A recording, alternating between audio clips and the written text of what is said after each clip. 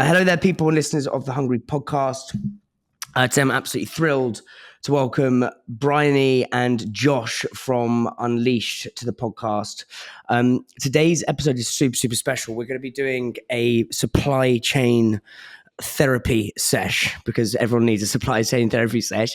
I think it's so many people I speak to, so many founders have a great understanding of the kind of the sales and the marketing side, but I think the supply chain is the other part of the beast of building a household brand, building a challenger brand, and it is super complex. It's the riddle wrapped in the enigma, and I think today we're just going to dig into some of those challenges that founders will go through every week, every day, and I think it's going to be really valuable. So, guys, thank you so much. I'm excited for this.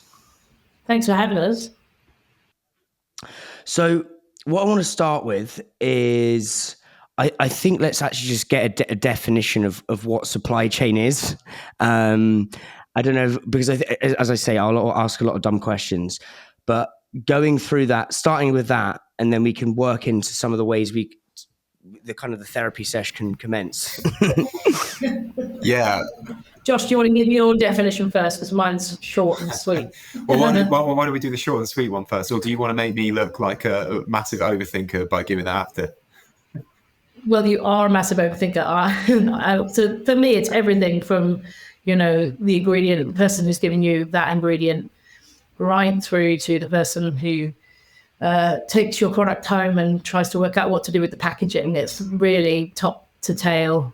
And a lot of people don't see it that way when I speak to people. And I think Josh has a kind of more condensed or concentrated view of it. Well, I think it really depends if you're talking about the direct or the indirect sales direct or indirect supply chain, really, because you've got if I go and buy a packet of crisps from my local petrol station, that's my supply chain. It's just the McCoy's arrived on the shelf, But realistically, there's the farmer that is supplying the potato that goes to a factory somewhere. It gets all threshed out and cleaned and cut down, and then you've got the frying, and then you've got the seasoning and the packaging, and they're all coming from all these various places all around the world to produce this packet of McCoy's crisps or whatever it is, and then that goes through distribution and through wholesale and through retail until finally it's going into my gob, right? Like that's the entire supply chain in reality. Mm-hmm. And it's a lot when you really start to think about it from the seed of the potato all the way through to the petrol station. Slightly random example there, McCoy's crisps at the petrol station. Yeah, no, I love McCoy's crisps. The flame grilled McCoy's crisps are just don't get him started.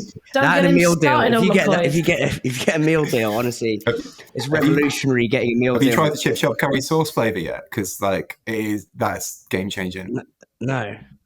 That sounds absolutely delicious. Will never be the same again. Yeah, and M&S, and I know I got a McDonald's this morning on the way in, but I actually went to M&S garage and got they do a chicken bacon sarnie with mayonnaise. If you put McCoy's crisps in that, it's revolutionary. It's a renaissance for your taste buds.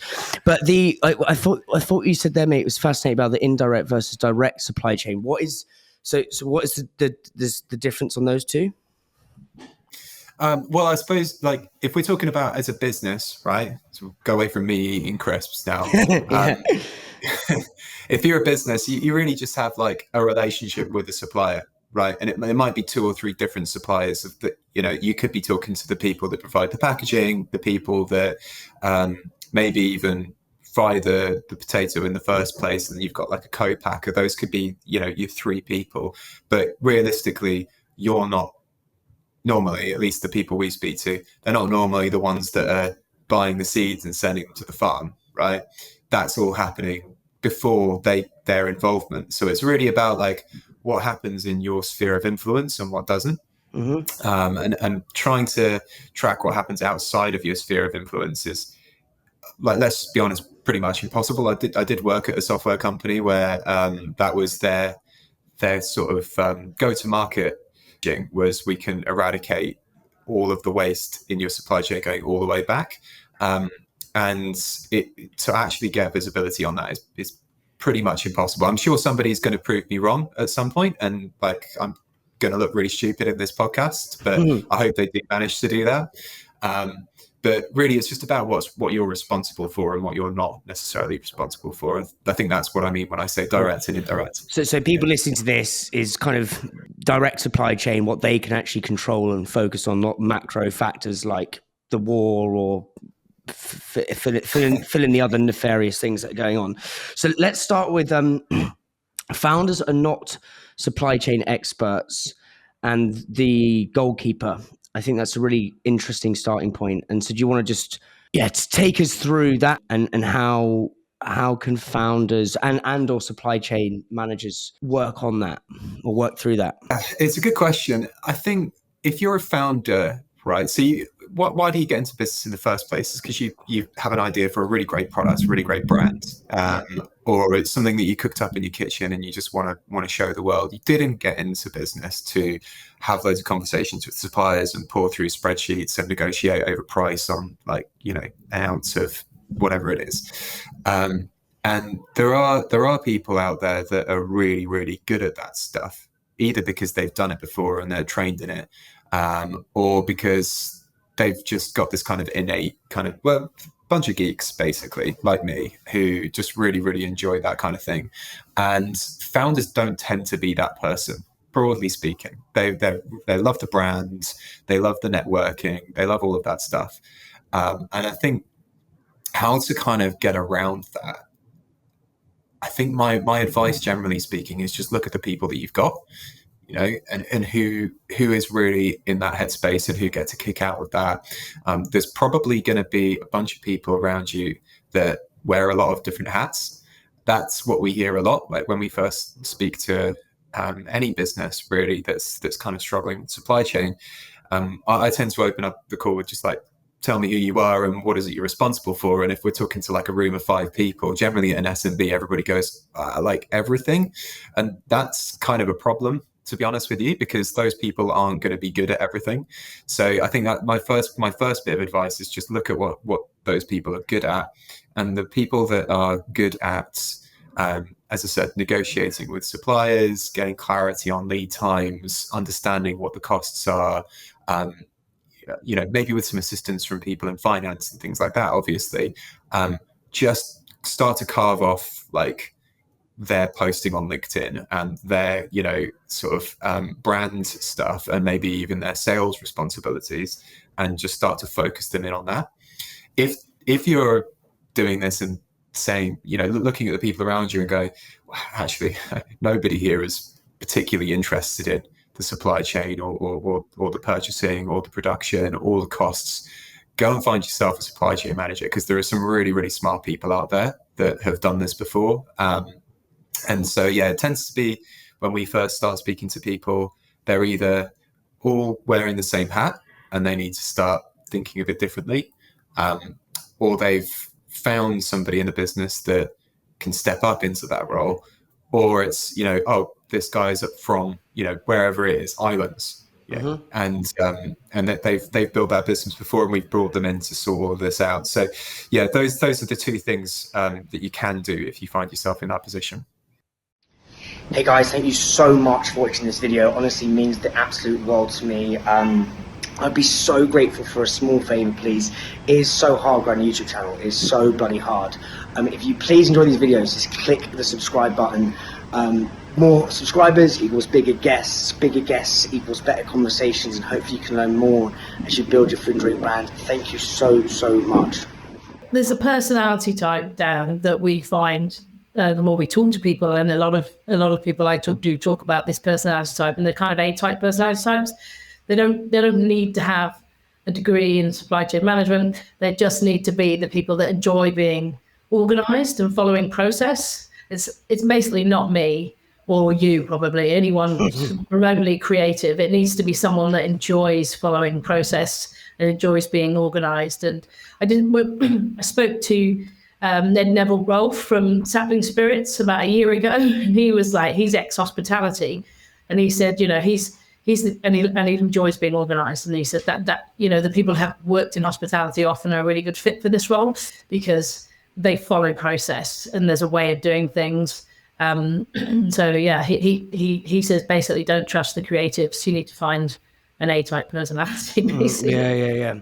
Well, it's like Jerome. His name's Jerome, the French man who's sat. Well, I'm at Island's office for people listening to this today. Yeah, he's all over it. He's all over it, and the different personality types is something. But I think what you said there about being a type A is just, you need, especially in the challenger brand landscape where it's fiercely competitive, you need someone who's going to be all over it. Let's talk about yeah, go for it, mate. Is Jerome, just out of interest, is Jerome like qualified? And I mean that like purely from an education point of view. Did he go to school and learn operations, or They found him on the side of the street. No, I'm joking. sorry, I'm not asking you to present his CV. I'm just curious. Like, no, I don't. It's It's a really good. It's a really good question. Actually, I don't actually know. But I'll go and have a quick look at his LinkedIn while you guys carry on talking. I'll go and have a quick look. So I want to talk about. So we kind of set the premise of, okay, this is what supply chain is. Direct, you need someone who's type A. Let's get into the sort of the meat of it. And I'd love to know visibility, forecasting, and kind of demand planning. Like, what are the biggest unforeseen challenges in that sphere of supply chain that most founders don't think about? Yeah, God, that's a good question, because I think we've seen so much over the last few years, right? With like, I'm going to sound like a cliche right now, but like COVID and Brexit and Ukraine and all the rest of it. There are all those macro things that you just literally, who knows what the next thing is going to be, right? I think that the biggest challenge starting out in getting good at that stuff is just like gathering data. So you mentioned visibility. Like for me, that's really, really key. You can't manage what you're not measuring, right? So starting out in an SMB business, you're having conversations every day with suppliers about, how much is this costing, and what, how quickly can I get it, and what's your schedule looking like over the next couple of weeks, and so on. And I think probably more often than we care to admit, we're not writing this stuff down. We're not just like recording the lead times and how they're kind of changing over time. We're not recording the price of anything. And on the sales side as well, this is all related to forecasting, like what's my demand likely going to be for the next sort of 6, 9, 12, 18 months. And that's really difficult to say if you're not actually recording any of this. So the initial question, I think, was how do you plan for the stuff that you don't know yet, right? You can only extrapolate from what has happened in the past. And I think a lot of the time, we just don't know that because we're not recording it, we're not logging it. So I think that's the first step, really, is to do that. So I think, when you're driving a car, right, what you're really looking at is the road in front of you, hopefully, otherwise you'll be fucked. But the road in front of you, and you're looking at the speed and probably the braking. It's probably 2 or 3 things you're actually measuring, but there's a whole myriad of different things you could be looking at. As in, you could be looking at the temperature there, you could be looking at all sorts of different things, but you just focus on the big 3. I think with supply chain and actually managing sales data as well, is you can get so bogged down in the detail. Like, there's so many things to measure that you could end up measuring anything. You're just getting discombobulated because there's so much to look at. What would you say are the 1 to 3 absolute, like, if you're a founder who doesn't have a supply chain manager, who is a one-man band, like, what are the 3 things? What is your miles per hour, your brake speed, for supply chain? Because I think it can be you can get a wash in the mess of semantics. It's really 2 things, and then like almost like a sub third thing, right? Rate of demand and the lead time. How long is it going to take me to get stuff, and how often do I get through it, right? The third thing is kind of like sub to both of those. If you're a manufacturer, there's an extra layer, like you have to go deep on that, because it's not just about how quickly can you get it. It's like going back to the McCoy's example, how quickly can my factory get what they need in order to do that? Or how, if you're manufacturing internally, how quickly can I make something once I've got the ingredients, right? So there is like another layer to it beneath that. But I think really it's just those 2 things: rate of demand and lead times. And the rate of demand, that's where people can get stuck or there's a whole ocean of problems that lurk in that rate of demand tracking and forecasting. What are the principles of like actually getting accurate forecasting? Because that can sway a business up, down, and like completely sidetrack them. Massively. And look, it's not easy, right? I'll make it sound really easy by just saying rate of demand. But you're probably selling online, you probably do like events, you probably have B2B, you want to sell into the supermarkets maybe, or even just the more kind of boutique deli shops. Like there's a lot of different data flying at you from different angles, and the rate of demand is going to be different on all of those fronts. It's going to be high volume, low value over here, vice versa over there. So like aggregating that stuff can be really difficult. That is what we help with, obviously, but I think that it's a process. As I said, you just need to start gathering that data as soon as you can and getting a better understanding of like, if we're up over here, what does that mean over there? The core principles, I suppose, are you first of all have to record, and then you have to understand like what the seasonality is in your business as well. That's something that we talk about quite a lot, because one business will be different to another. Definitely in the food and bev space, you've got that Christmas spike, and you've probably got like a bit of a summer hill as well. And getting to understand that, and then also overlaying on top of that what you know about what's likely to happen in just like trends with food, right? If you're in like NOLO or CBD, like, is that going to continue into the next year and so on? And you just start to overlay like the kind of qualitative information that you have through your network and so on as well. And what kind of spend you're putting into marketing is another element to overlay onto that as well. Just to know like whether or not these trends are going to continue or not. It's not as simple as just saying, right, well, last year it did this, so next year it's going to do that. Like, no, it's not that simple. You actually have a little bit of control over that as well. You've got your sales people, your marketing, and so on. I was going to add to Josh, I was David Press, who's the ops guy for Three Spirits, who are kind of, functional no spirit brand, really cool. They've got an amazing TikTok following, and he did everything that Josh was just talking about. But, one influencer, one TikTok goes viral, and he sold a quarter worth of stock in a week, which is a lovely problem to have, isn't it? But there's no amount of planning that can kind of factor that in. There's no amount of seasonality checking that can cover you for that. You've suddenly got to, kick bollock scramble when that kind of thing happens. It's a lovely problem, but it's a game of it can be sometimes. I think for new brands, a game of chess, really. In that, or maybe not a game of chess. The seasonality piece is really interesting, especially for small brands when you're starting out, because you've got no historic data to back off, and it's your first rodeo. I remember speaking to Russ and Atwell, a chocolate brand. They were on Dragons. They do basically fresh chocolates. Unbelievable. So you keep them in the fridge. It's like, it's different gravy chocolate. But they went on Dragon's Den and they couldn't keep up with demand for 6. I think it was 6. It took them about 6 months because the people were just like, oh my god, this is wild.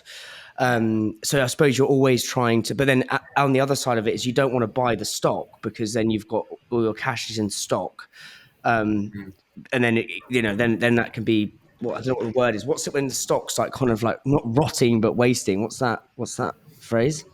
Is that a phrase? There's slob stock, which is slow and obsolete. Sometimes we use the word slob. We've got lots of acronyms. We could go to town on acronyms. Yeah.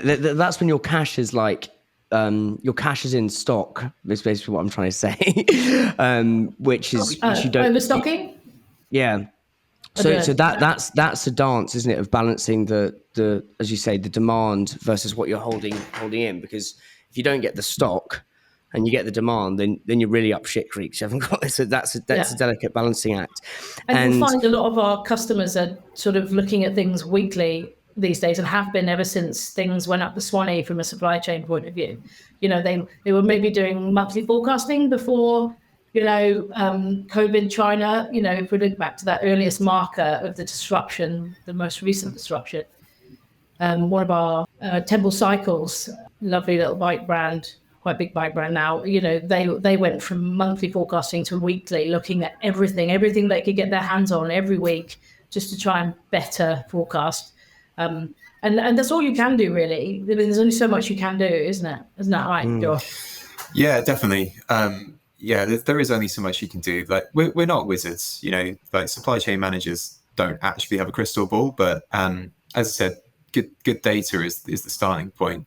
I mean that's something that we do really well, I think, Dan. Like the just knowing, right, I've spent this much on stock and probably didn't need to over the last 12 months. Let's correct that over the next 6 months. Where am I overstocking? Where am I understocking? You know, we've got customers that said to us, yeah, I found out that I was spending £100,000 a quarter on stock I didn't need to. And there was actually an opportunity over here for me to spend like 20 grand on stock that would sell faster. Well, there I've saved 80 grand and maximized my opportunity. So yeah, that's something that we really try to help with, just within the software itself. But yeah, it's really difficult without that, to just know that at a glance. I suppose you need to pour through a lot of data and then overlay all of those extra qualitative things. Like I said, you know, just to check the assumptions of the data as well. It's that simple. Yeah, I like the overlaying of the qualitative with quality. Fuck me. I had a few beers last night. Qualitative with the quantitative. Yeah, I like that. Yeah, because it adds a richer texture to it. I have just discovered a secret weapon. Please, please, please don't tell anyone. This secret weapon helps you get listed, stay listed, and most importantly, grow. This secret weapon is being used by absolutely banging brands like Bold Bean Co, Perfect Head, Neat, Trip, and Cheeky Panda. No wonder they're absolutely smashing it. But look, are you ready to get your mitts on this secret weapon and absolutely smash it too? I am thrilled, so thrilled to announce our brand new podcast partner, North Star. What is North Star, I hear you thinking? North Star is a monthly subscription to an online platform giving you access to category data, category insights, anytime, any place, anywhere. It's basically the Netflix for challenger brands. It levels the playing field. Why do you need category data? Well, the first thing is making your pitch speak the buyers and retailers language is so important. It's going to help you unlock more listings, unlock deeper distribution with existing clients, back the right NPD, and actually understand how your competition is performing. But the even better news, are you ready to rock and roll at your next range review? You no longer need to hire a full-time category manager. Instead, just parachute in North Star when your next Waitrose, Sainsbury's or Tesco range reviews coming up. They're your outsourced in-house partner. Save money. Their team will come in. They'll help you prep, plan and smash your next range review. I'm so excited to be partnering with North Star. Check them out in the episode description below. Delighted to announce the extension of our partnership with the wonderful Billy and Paul from Mackenzie Jones, but even more exciting, they have just launched a brand new brand as part of Mackenzie Jones called MKJ Ignite. MKJ Ignite is a recruitment firm which specializes full shebang, focus entirely on challenge brand space. They work with some incredible brands, Lucky Saint, Good Race, Purdy and Fig, Hunt and Gather, and Real Superfoods. They can support with your hiring needs across all levels, top to bottom, junior entry-level jobs, all the way through up to MD and CEO level. So if you're looking for a field sales stomper, a sales wizard, an ops guru, a supply chain sensei, you name it, MKJ Ignite can help you out. And look, if you're looking to wet your whistle, ignite your curiosity, then check out the poddy we recorded with them back in July. Laden with wisdom, all about like do's and don'ts of hiring and like how to create the perfect job description. You will love it. I want to talk about, and also I think what you're saying there ultimately is like what gets measured gets managed. And I think a lot of brands, as they say, they don't want supply chains is not sexy. Let's not make no bones about it. So it can be easy just to be like, I want to focus on getting the big listing or doing the brand activation at London Coffee Festival or fill in the blank, not where are we measuring what we're measuring and how we're managing the kind of the boring stuff. But if that frees up 100k, well, then suddenly you can go and do a fucking banging activation or do an ATL campaign, all the fun creative bits. I want to talk about supply chain has a direct effect on margin. And particularly the guests I've interviewed over the last 6 weeks or so, some of the big guys, Giles Brook, John from Bryony, they've all said that like now harder than ever is you've got to have margin to play with. Giles says minimum 35-40% margin after you.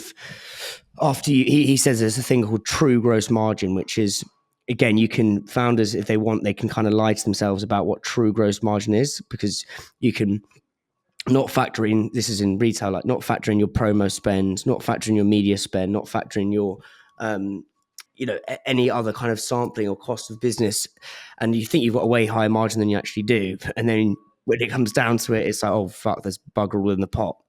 The other side of this, where you can kind of gain margin back, I suppose, is on the supply chain side of things.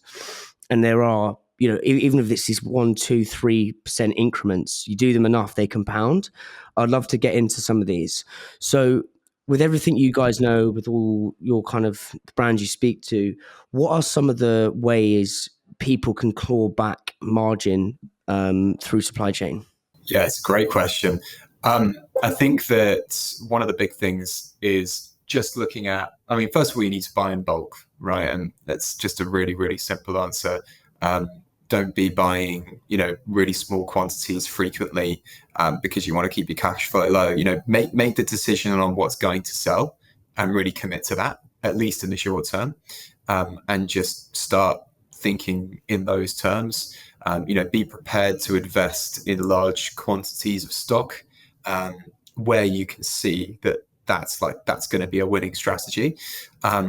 And yeah, be prepared to fail on that front, because that stock will cost you less overall than if you had sort of like trickled for a little bit, So I think buying in bulk is really important. I think Bryony's probably got a couple of bits to say on that, because I know that's come up in a fair few conversations you've had on your podcast, right, Brian? I think for me, buying in bulk is really key, and just being really careful about how you attribute costs as well. Because there are so many different costs now: shipping, duty, import tax, and knowing where it's coming from and where it's going to is really difficult. Actually, it's really, really hard. And it's funny the amount of times that we speak to businesses and just ask them, do you know how much your stock costs? Yeah, absolutely. Okay, well, where are those costs coming from? It's what we pay our suppliers, and quite often these days, more so than before, it's the amount we pay in freight.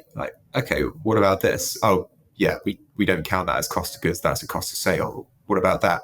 That's also just an overhead. But in reality, they're all getting to the end of the financial year and sitting down with their accountant and going, what do we spend all of this on? Duty.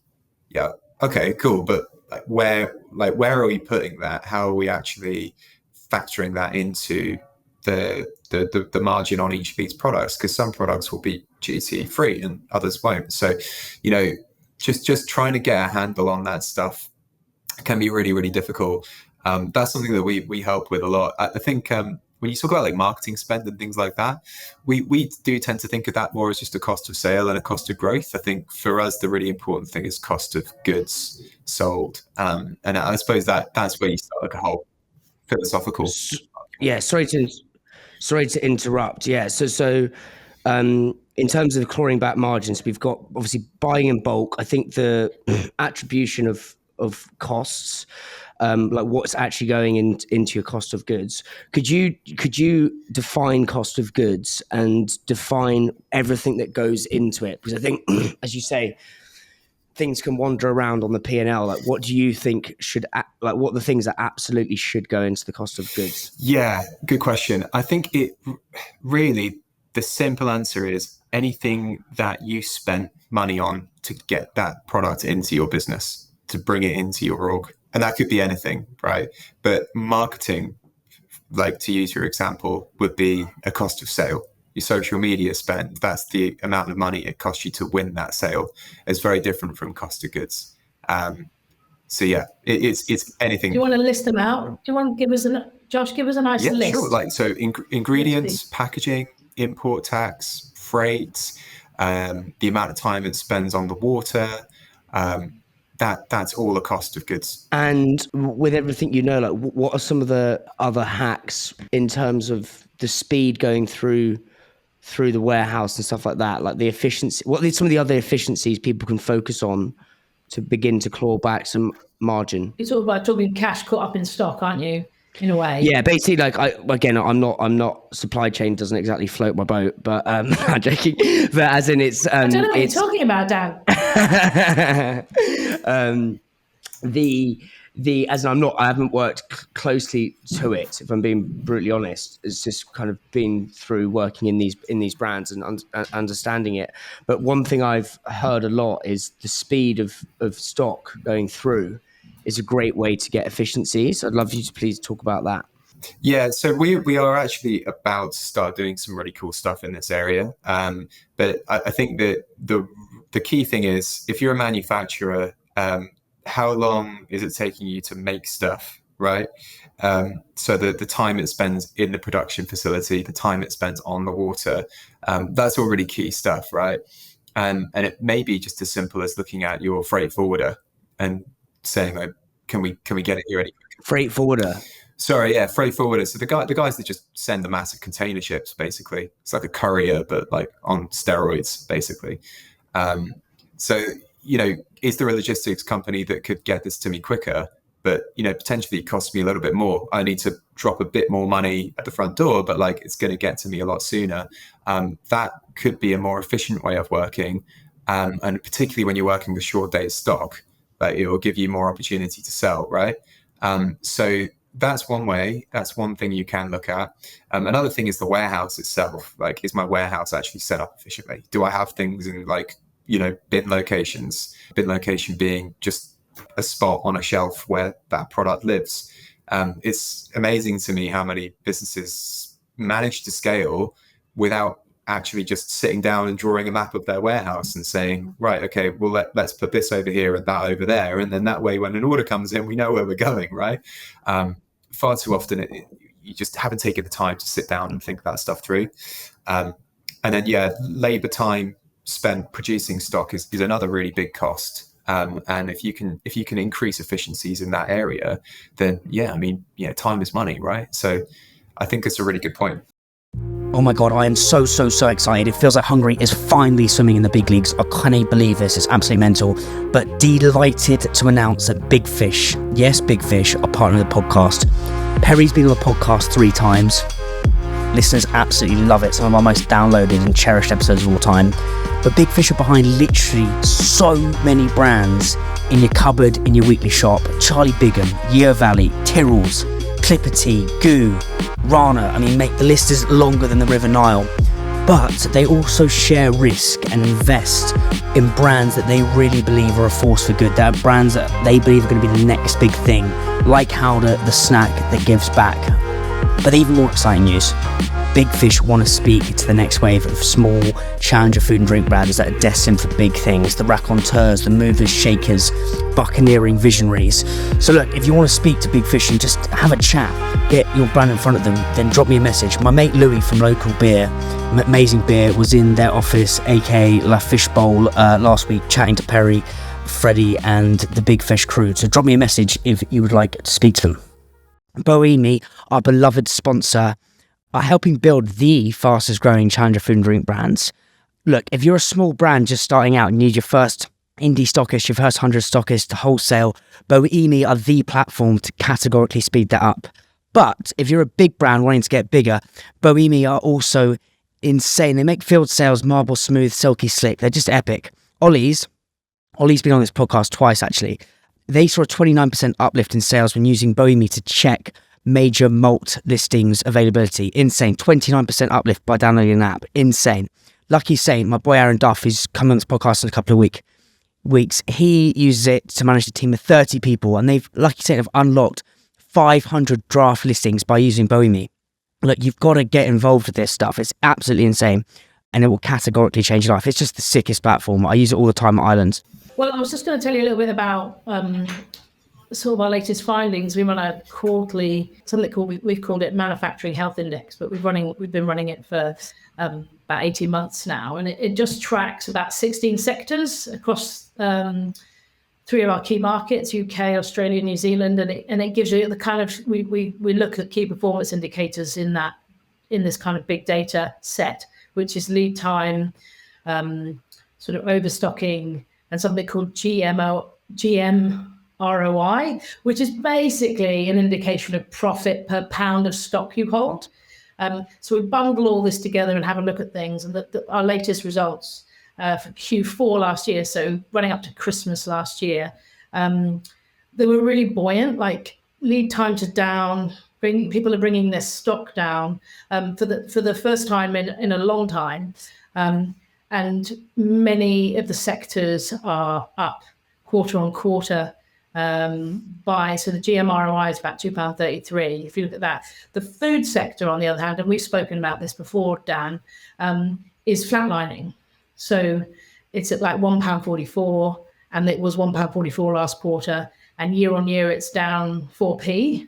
So that's the GM ROI metric I'm talking about, and that's profit per pound of stock that you're holding. So what we're seeing is the food sector, not beverage, but the food sector in particular, is playing the secure game and holding as much stock as they were when the supply chain was really, really turbulent.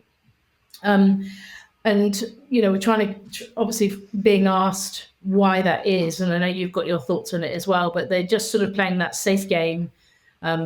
But their profits are being harmed because of it. Cash is held up in stock, and it's probably being held up because things are uncertain, and they just want to make sure they've got that stock there, and they haven't changed their stock holding since things were really bad. I know you've got some thoughts on why that is too. Yeah, I mean, I think it's a culmination of. I think we talked about it in that grocer piece, which was wicked. We managed to get in there, but I think from what I've heard from speaking to so many guests, is I think Giles called it the three. Did he call it the 3 C's? It's basically the war in Ukraine. That's sent the cost of living crisis, COVID. That's 2 C's, maybe 2 C's in a U. But he was saying the kind of the amalgamation and the kind of the melting pot of those issues is causing the massive squeeze on everyone. And then obviously you've got retailers brands having to put through cross price increases. Retailers don't want to accept it or can't accept it, which is hampering brands massively. I think John Walsh from Bryony even said, like, look, this is probably one of the hardest times to build a brand. I'd love to talk about what are some of the other kind of watch outs that most people don't think about with supply chain as a challenger food and drink brand, because what I do think is fascinating from that report, Bri, is how food is flatlining versus everything else, versus the other industries you work in. Specifically about food, and whoever wants to take that can take that. I think it's probably worth saying it's still a positive news story because when you look at the last index report that we did, I mean, I'm not going to be able to remember all the stats, and I wouldn't want to misquote ourselves, but the every industry, margins falling, lead times rising, and what we're seeing now is margins regaining and lead times coming down a little bit, but food is the outlier in that it's gone flat. Now, that doesn't necessarily mean that food is just, a disaster area right now. It just means that it's not been able to regain like ground as quickly as other industries, right? I suppose the next thing we're likely to see is the Red Sea and everything that's going on there. We've definitely had a lot of conversations anecdotally with businesses. The Red Sea? Yeah, just the whole conflict. Should I know that? Well, go on there. Go on in the Red Sea. Yeah.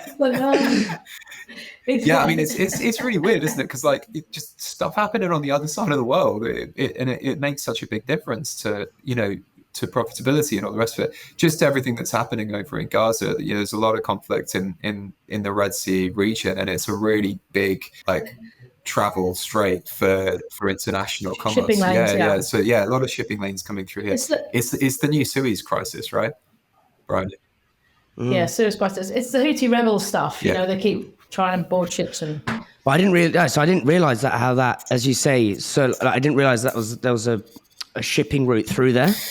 Yeah, I didn't realize that. It's wild how something like that can actually massively have ramifications over here. Hi guys, super quick one. So excited. Look, for years I've been badgering on about Hungry the podcast. You're probably bored to death. Thanks for putting up with me. But Hungry is also an agency, and we look after one amazing brand called Islands Chocolate. We've had a great time over the year. We've won listings at a load of wholesalers. We've won Milk and More. We've got our first grocery listing coming very soon, which is very sick. But what I'm thrilled to announce is Hungry is merging with HC Consulting. My boy Harry Clark and his wonderful team, he's an absolute G. They do brand strategy, new business and account management. But why I really love working with Harry and why we've got on so well over the last couple of months is Harry was actually the founder of the boozy isolated brand Pops. So he's been in the trenches, he's grafted his face off, he's had the sleepless nights, he's had the turmoil, he's had the triumph, he knows what it is to be a founder, he is a founder. And he's got a proven track record in grocery and out of home. Holy moly dips, the gut stuff, Savile drinks, Remio gelato. So if you're a brand and you're stuck, you're looking for like new business help, you're looking to scale, drop us a message. We'd love to chat. Thank you so much. Back to the old episode. It's crazy. As we were talking in preparation with this call, actually, Josh was, we've been talking about, we're fascinated obviously by supply chain and the pressures on supply chain for years and years and years. And all of a sudden in the last 2 years, Josh, we've become kind of center of the conversation, and we've suddenly become, interesting. It was kind of wild, wasn't it, for a bit there? And it's sort of gone away now, if I'm being totally honest, now that we've all unlocked and gone back to work full time. And it's kind of gone away. But the world, because supply chain was at the center of conversation for a good couple of years there, Guardian were putting out like video op-eds about like what even is just-in-time manufacturing, and we were sitting there thinking we live and breathe that. That whole conversation kind of died down as lockdown started to lift.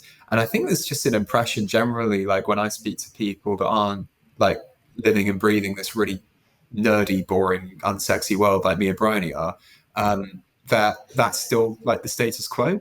And there have been some really encouraging things that have come out of that health index. But the stuff in the Red Sea is kind of like all popped off post that data that we gathered. I think, is that right to say, Bryony? So it could be like a watch this space for now. So in the next few days, come April 1st, we'll pull the next set of data. We've got 2,500 businesses that we pull the metrics from. Well, I think it's going to be really positive. The rumor is that Q1 is going to be positive for a lot. So he's hoping that we'll see that food is no longer flatlining, but picking up a little bit with things getting a little bit What are you specifically measuring in these reports? Like what are you asking, or how are you getting it? Yes. So what we do is we pull sales information, order information, lead time information, all the things that our software helps you, I suppose, monitor and measure. We pull it all. Obviously, it's completely anonymized and look at different sectors, different countries, and different regions. And it is like lead time, whether people are overstocked, because obviously we've got software that can granularly tell you where you're overstocked, where your red zones, what's selling slowly, and you've got too much stock of it. So we'll pull that information alongside, profit information, what we call GM ROI, which I've got off twice now. How much profit per pound of stock you're holding, and that all those kind of stats, and mash it up into an index that we run quarterly.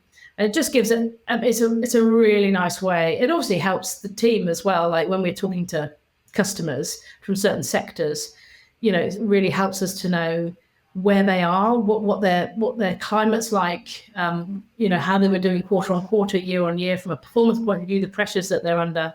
And obviously most sectors now of the 16 that we monitor are kind of bouncing back. Lead times are down, overstocking is less, profit is up. But as I say, food is still struggling, and most of that's down to inflation. But like Josh says, and everything we've talked about in the last hour, what happens next is very much nobody knows. What will happen next. We're seeing a lot of our customers doing clever things. So to get around Brexit, they're opening up a warehouse in Europe or Ireland. And sometimes they are nearshoring products, or they're pivoting and making different products that require things from different areas. We've got customers in Scotland who provide, they provide products for wind turbines and that kind of thing, and they've changed 50% of their model from providing a completely new filter, for example, to taking the old filter away, refurbing it, and giving it back to them. So there's a lot of kind of circular economy stuff going on to try and work around all of these problems that are going on in the world. They would normally get ball bearings from Ukraine and Germany, but they're no longer getting them from Russia.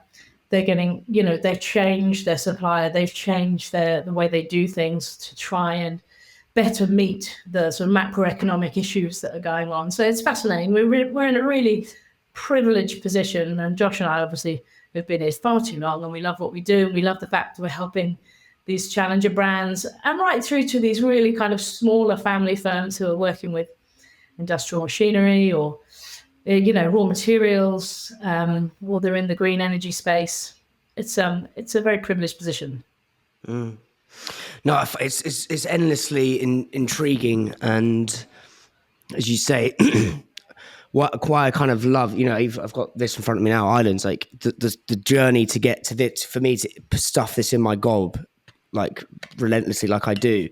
Like you see that one button, but like all the scenes, like we've got the pictures of St. Vincent up here, like the whole journey to that one thing is just, I think it was Stuart Forsyth from Minor Figures. We were talking about like what he loves about coffee. He's like, a cup of coffee is he said a cup of coffee is culture, like, because ultimately like the caffeine and we always meet for a coffee, ideas spread and whatever. But he also was like, when you see that, there's a whole kind of supply chain and story that goes into that one thing. The final thing I want to... I just want to, the story of Islands, I really do want to get... I would love to talk to one of you guys on my podcast, but the story of Islands is very unique in that you're bringing something and producing something on, like, literally, I know that you might be branching out to another island, or good like that, but literally one island, St. Vincent, and doing most of the processing there and employing a lot of the people there, and then it obviously being some amazing products. I can't tell you how amazing it is, and supplying restaurants over here that are Michelin accredited and that kind of thing. It is a really great. If you're looking at a modern day supply chain story, that's up there second to like Hewitt Jeans or something like that. It's a really fascinating business to be involved in. What I find the supply chain is the marketing, really and truly.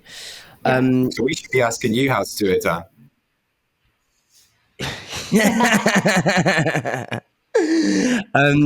Let's wrap that up there. I've loved that, guys. I think it's been so interesting just understanding what's some of the ways people can just get efficient, clawback margin. I think, as you say, just what gets measured gets managed, and I think this having the discipline to really, put what actually is the cost of goods into the cost of goods. The speed of getting it through.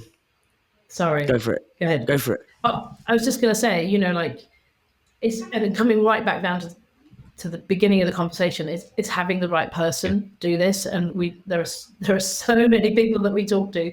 If you have the wrong person in this role, it will not end well. Yeah, and the only other thing I was going to say that I wish that I'd had time to say earlier is that we're just software people at the end of the day, and data is just data. But if you have that right person in that seat, it's them that's going to make the decision. We've been really, really careful to not build a tool that just automates the hell out of your business. The first thing that about buying some stock shouldn't be it arrives at the door behind you, but you should at least be able to look at your systems and know what to do without having to check with 5 different people in 5 different offices around the country, right? So that's what we're all about. It's just the data. But at the end of the day, we're not the ones who know your business. Wicked. Thank you, guys. And I'm super grateful for your time this morning. Really appreciate it. Thanks for having us, Dan.